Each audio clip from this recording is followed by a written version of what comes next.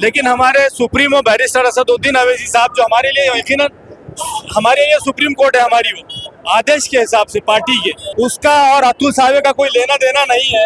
अगर मेरे सदर को मेरे ऊपर भरोसा ना होता तो वो ऐसा आदेश नहीं देते थे। त्याच्यामध्ये पक्षाचं नुकसान होऊ शकतं ना। नहीं, अगर ऐसा सिस्टम अगर चेंज करेंगे, साहब ने कहा कि जो सिस्टम के हिसाब से चलता है, अगली बारी को आप लोगों को शिकायत का मौका नहीं रहेगा। माझ्यासोबत एमआयएम पक्षाचे नासिर सिद्दीकी जे आहेत ते नाराज झालेले होते।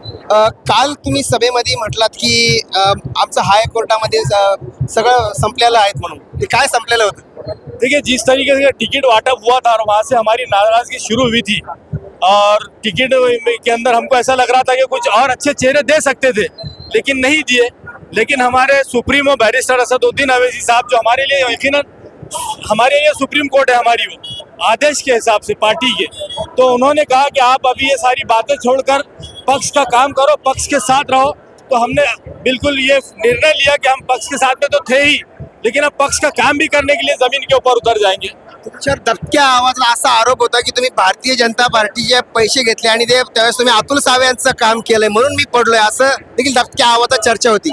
नासिर सिद्दीकी खुद असेंबली का इलेक्शन लड़ रहा था, उसका और अतुल सावे का कोई लेना देना नहीं है। मेरा अतुल सावे का कोई कॉन्स्टिट्यूएंसी नहीं है, मैं मध्य में था, इम्तियाज जलील साहब जो तो पूर्व में थे। तो ये सब बेकार और मैं समझता हूँ कि ऐसी बातें हैं। अगर मेरे सदर को मेरे ऊपर भरोसा ना होता तो वो ऐसा आदेश नहीं देते थे कि आप मेरे साथ, मेरे छोटे भाई हैं, पार्टी के अंदर काम करो। मैंने शुरू कर दिया वो काम कर। दुसरा एक असा देखील एक आरोप झाला होता की इम्तियाज जलील यांनी तिकीट वाटून पैसे घेतलेले आहेत, त्यांच्या मुलाकडून ते पुणे असलेले वेगवेगळ्या ठिकाणी जाऊन पैसे घेतलेले, असं देखील आरोप झालेला होता, असं चर्चा होती। देखो, ये चर्चा थी, उसके अंदर सच्चाई कितनी है हमको भी मालूम नहीं, हम नहीं समझते। जो है तो हमारे सुप्रीमो ने एक बार आदेश दिया कि भाई आप जो है तो बिल्कुल काम करो, बाकी कोई बातें नहीं हो सकता, उनके सामने सारी बातें क्लियर हो गई होगी, ऐसा कुछ नहीं है। तो उन्होंने हमसे कहा काम करो, तो हम काम पे लग गए और हमारे पक्ष के लिए दिन रात मेहनत करेंगे और हमारी सीटें एक नंबर पे रहे औरंगाबाद शहर में, हम इस कदर जो तो जिताएंगे। जे नाराज झालेले होते त्यांनी इम्तियाज जलील यांचा राजीनाम्याची मागणी करण्यात आलेली होती, या नेतृत्वाला राजीनामा, तुमचं काय राजीनाम्याची मागणी करण्यात आलेली होती, प्रदेश अध्यक्षाचा राजीनामा देण्यात यावे, नेतृत्व मान्य नाही म्हणून। हमारे पक्ष के अंदर यही बड़ी बात है कि अगर हमको कोई चीज बुरी लगी तो हम खुलकर कह सकते हैं, नेता कितना बड़ा हो, हम बात हमारी खुल के रख सकते हैं। आज देखो कि हमने हमारी बात को खुलकर रखा, हमारे सुप्रीमो ने उसको सुना, सुनने के बाद में आदेश दिया। अब उनकी मर्जी है, वो जो करेंगे हमारे को कबूल है। अगर इन्हीं के साथ काम करो बोले तो इनके साथ में ही काम करेंगे और ईमानदारी से करेंगे, जैसा हमेशा करते हैं। नाही मग पुन्हा मग तेच होईल ना, जर नेतृत्व बदललं गेलं नाही तर पुन्हा नाराजी, पुन्हा तेच, याच्यामध्ये पक्षाचं नुकसान होऊ शकतं ना। नहीं, अगर ऐसा सिस्टम अगर चेंज करेंगे, साहब ने कहा कि जो सिस्टम के हिसाब से चलता है, अगली बारी को आप लोगों को शिकायत का मौका नहीं रहेगा, ये हमारे सदर साहब ने हमको बोला है। तुमचं वैयक्तिक काय की बदललं पाहिजे नेतृत्व? नहीं, हमारा यही बोलना है कि भाई पार्टी के अंदर जो लोग काम करते हैं, हमारे पास भी है कि मशवरे में खैर है, मतलब हम लोग जो है तो सारे लोग बैठ के अगर कोई बात पे चर्चा करेंगे तो और अच्छा हो सकता है। अभी तो अच्छा होगा, लेकिन और अच्छा हो सकता है, इसी हम उम्मीद रखते हैं। आता हे प्रश्न जाऊ द्या, आता मी तुम्हाला राजकीय प्रश्न विचारतोय। आज देवेंद्र फडणवीस स्वतः शहरामध्ये येणार आहे, त्यांच्या देखील सहभागी आहे। राज्याचे मुख्यमंत्री ते देखील आहेत। खान की बात, पुन्हा हिंदुत्व, पुन्हा ते आणि भारतीय जनता पार्टीचं कार्यालय जे आहे, प्रचार कार्यालय, त्यांच्या जागी ते भव्य दिव्य श्रीरामाची मूर्ती त्या ठिकाणी लावण्यात आलेली आहे। ये क्या समझाइए? ये धर्म की राजनीति हम लोग जो है तो नापसंद करते हैं। हम चाहते हैं कि देश संविधान से बना है, संविधान पे चले, संविधान में सबका समाधान है। तो ये लोग संविधान से हटके काम कर रहे हैं। ये मनुस्मृति वाले को लागू करने वाले लोग हैं। इनको हिंदू मुसलमान, मंदिर मस्जिद, अजान और हनुमान चालीसा, बुरखा, हिजाब, इसके अलावा इनके पास कोई मुद्दे नहीं होते, और इन्होंने आज तक यही गंदी राजनीति करे हैं।